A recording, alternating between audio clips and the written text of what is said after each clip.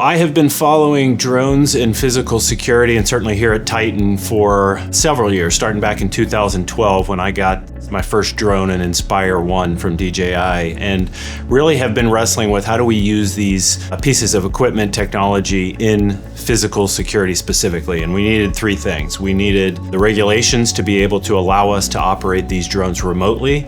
We needed a security operations center so that we could operate them remotely. And we also needed a docking station that we could charge and deploy the drones from remotely. We've been able to now actually deploy these things in real situations, and we've learned a lot along the ways. We got our waiver a couple years ago that allowed us to fly beyond visual line of sight.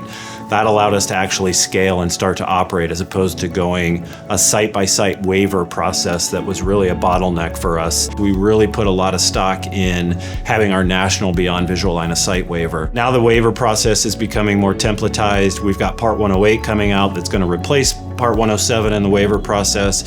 So we've really learned that that's not necessarily the value that we bring to our customers. It certainly is a piece, but we're finding the operational aspect of managing the pilots, managing the training, managing the maintenance, and shifting the burden of risk to a third party is really where we're seeing value to our clients. A lot of lessons learned in that piece. I think we tried out a lot of equipment that we thought would work, that didn't work as planned, and we had to go through a lot of different iterations until we finally landed on a few solutions that worked really well. Some of that is our mobile surveillance units. We're using radar units. There's some different type of photoelectric beams and these types of different things that we're able to do that. But I will say our first couple of attempts at that failed. Some of the technology that we put faith into didn't perform out in the field as well as we thought. We learned to test this on our own for deploying it and building some confidence before we're selling it or putting it in front of customers. Kind of along the lines of just our company's model and vision of blending people and technology,